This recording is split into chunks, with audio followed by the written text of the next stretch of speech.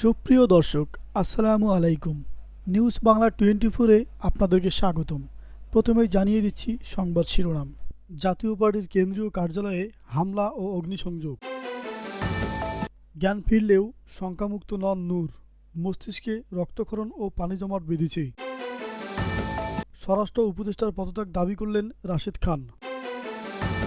GM কাদেরকে গ্রেপ্তারের দাবিতে তার বাসার সামনে সংবাদ সম্মেলন ও পোড়ানো হলো কুশপুত্তলিকা। যশোরে চাঁদার জন্য একই পরিবারে 5 জনকে কোপালো বিএনপি নেতা, নিহত 1। বাসার সামনেই পড়েছিল নিষিদ্ধ ছাত্রলীগ নেতার রক্তাক্ত মরদেহ। এতক্ষণ শুনছিলেন সংবাদ শিরোনাম। পুরো খবর পেতে ভিডিওটি শেষ পর্যন্ত দেখুন। সর্বশেষ খবর পেতে চ্যানেলটি সাবস্ক্রাইব করুন। এবার বিস্তারিত। রাজধানীর কাকরাইল এলাকায় জাতীয় পার্টির অফিসে হামলা ও অগ্নিসংযোগের ঘটনা ঘটেছে। শনিবার সন্ধ্যা 6:30টার দিকে এ হামলা ঘটনা ঘটে। প্রত্যক্ষদর্শীরা জানায়, শনিবার বিকেলে একদল বিক্ষোভকারী মিছিল নিয়ে কাকরাইল মোড় হয়ে জাতীয় পার্টি অফিস পার হওয়ার সময় পুলিশের দিকে ইট ও জুতা নিক্ষেপ করতে থাকে। এর কিছুক্ষণ পর তারা সড়কে অগ্নিসংযোগ করে। পরে তারা জাতীয় পার্টির কার্যালয়ে হামলা করে এবং আগুন ধরিয়ে দেয়। এ সময় বিক্ষোভকারীরা ছত্রভঙ্গ করতে লাঠিচার্জ করে পুলিশ।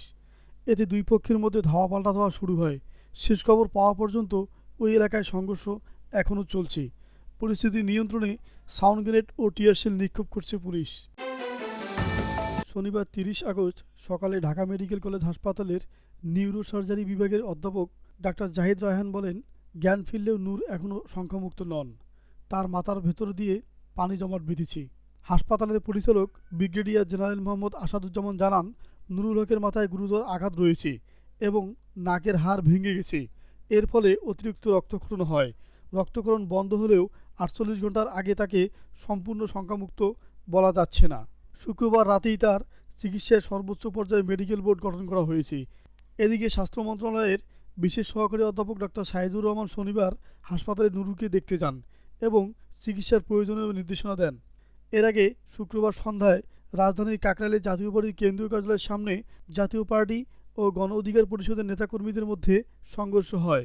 রাত 8:15টার দিকে আইনশৃঙ্খলা বাহিনীর সঙ্গেও গণ অধিকার পরিষদের কর্মীদের ধাওয়া পাল্টা ধাওয়া ও ইট পাটকেলের নিক্ষেপের ঘটনা ঘটে।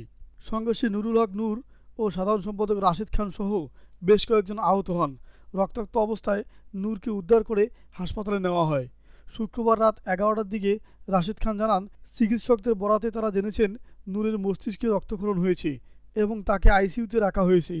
তিনি অভিযোগ করে বলেন, নূরের কিছু হলে এর দায় সেনাপ্রধান ও প্রফেসর ইউনূসকে নিতে হবে। তিনি 24 ঘন্টার মধ্যে হামলাকারীদের চিহ্নিত করে ব্যবস্থা নেওয়া ও সেনা ও পুলিশ সদস্যদের বিরুদ্ধে ব্যবস্থা এবং আইজিপি ও ডিএমপি কমিশনের পদত্যাগের দাবি জানান। অন্যথায় যমুনা ঘেরাও কর্মসূচির হুমকি দেন তিনি। গণ অধিকার পরিষদের দাবি, তাদের মিছিলে পেছন থেকে হামলা চালিয়েছে জাতীয় পার্টি। অন্যদিকে জাতীয় পার্টির অভিযোগ, তাদের কেন্দ্রীয় কার্যালয়ে হামলা চালানো হয়েছে গণপরিষদের মিছিল থেকে। সর্বশেষ খবর পেয়ে সেনা, পুলিশ ও অন্যান্য আইনশৃঙ্খলা বাহিনীর সদস্যরা ঘটনাস্থলে পৌঁছালে রাত 9টা পর্যন্ত পরিস্থিতি নিয়ন্ত্রণের চেষ্টা করেন। এ সময় সড়কে আগুন জ্বালানো ও ইটপাটকেল নিক্ষেপের ঘটনা ঘটে। গণ অধিকার পরিষদ এই হামলার প্রতিবাদে মশাল মিছিলের ঘোষণা দিয়েছে। অন্যদিকে জাতীয় পার্টির চেয়ারম্যানের প্রেস সচিব খন্দকার দেলোয়ার জালালি এক বার্তায় দাবি করেন, জাতীয় পার্টির কেন্দ্রীয় কার্যালয়ে সন্ত্রাসী হামলা হয়েছে। জাতীয় পার্টির চেয়ারম্যান জিএম কাদেরকে 24 ঘন্টার মধ্যে গ্রেপ্তারের দাবি জানিয়েছেন জুলাই রেভলিউশনারি অ্যালায়েন্স নামের একটি সংগঠন। আজ শনিবার বিকেল 4টার দিকে রাজধানীর উত্তরায় অবস্থিত জিএম কাদেরের বাসার সামনে আয়োজিত সংবাদ সম্মেলন করে এই দাবি জানায় সংগঠনটি। পরে সেখানে জিএম কাদেরের কুশপুত্তলিকা পোড়ানো হয়।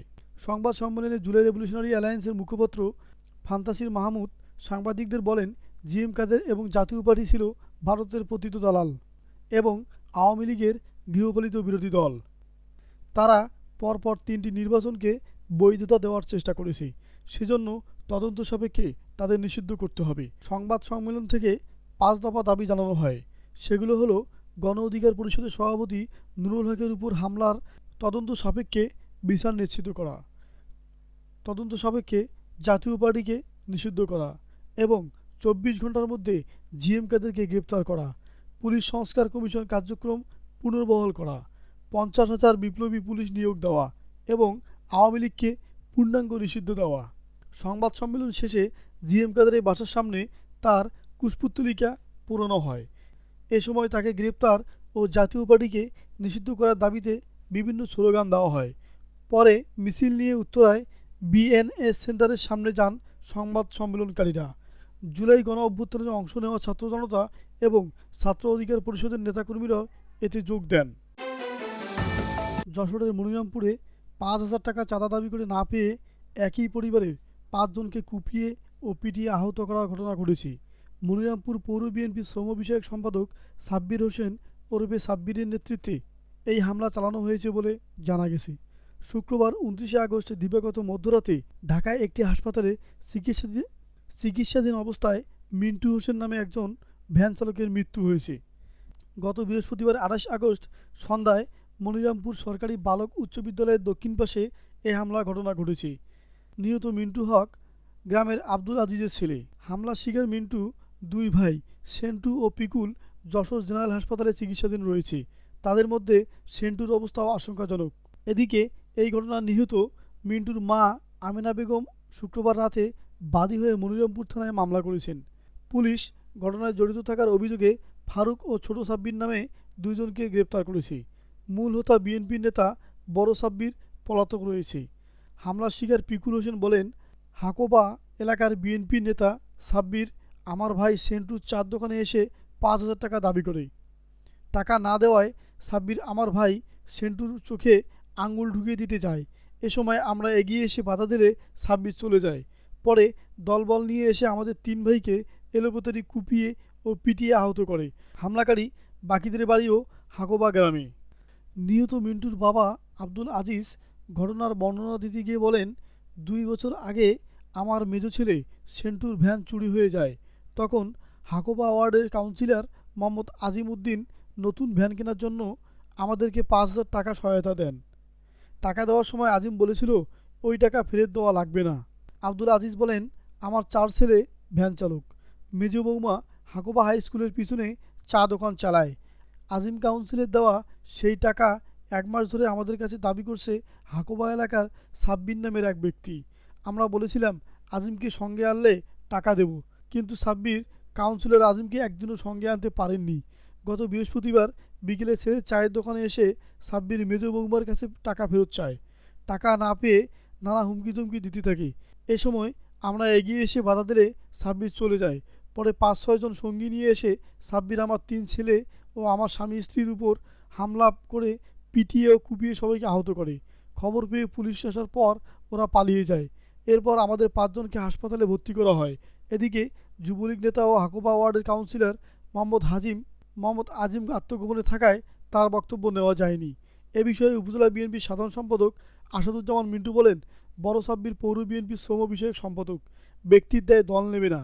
দলের নাম ভাঙিয়ে চাঁদাবাজি করা দল আশ্রয় প্রশ্রয় দেয়নি, দেবেও না। সাব্বির যা করেছে নিন্দনীয় কাজ। একই পরিবারে ৫ সদস্য হাসপাতালে, তার মধ্যে একজন মারা গেছে। আমরা দলীয়ভাবে পরিবারকে চিকিৎসার বিষয়ে সহযোগিতা করছি।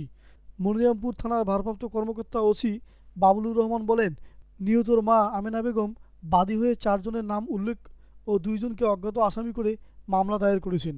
পুলিশ শনিবার ছোট সাব্বির ও ফারুক নামের ২ জনকে গ্রেপ্তার করেছে। প্রধান আসামিকে ধরতে অভিযান অব্যাহত রয়েছে। ভোলা সদর উপজেলায় নিষিদ্ধ ঘোষিত সংগঠন ছাত্রলীগ নেতা মোহাম্মদ সাইফুল্লাহ আরিফের মরদেহ উদ্ধার করা হয়েছে। শনিবার ৩০ আগস্ট সকাল ৮:৩০টার দিকে সদর পৌরসভার ৩ নম্বর ওয়ার্ডের কালীবাড়ি রোডের মসজিদে নববীর পশ্চিম পাশে নিজ বসতবাড়ির সামনে থেকে মরদেহটি উদ্ধার করা হয়। আরিফ ওই এলাকার বাসিন্দা মোহাম্মদ বশির উদ্দিন মাস্টার ও রাবেয়া বসুরি দম্পতির একমাত্র ছেলে ছিলেন। তাছাড়া তিনি উপজেলা ছাত্রলীগের সিনিয়র সহসভাপতি পদে ছিলেন।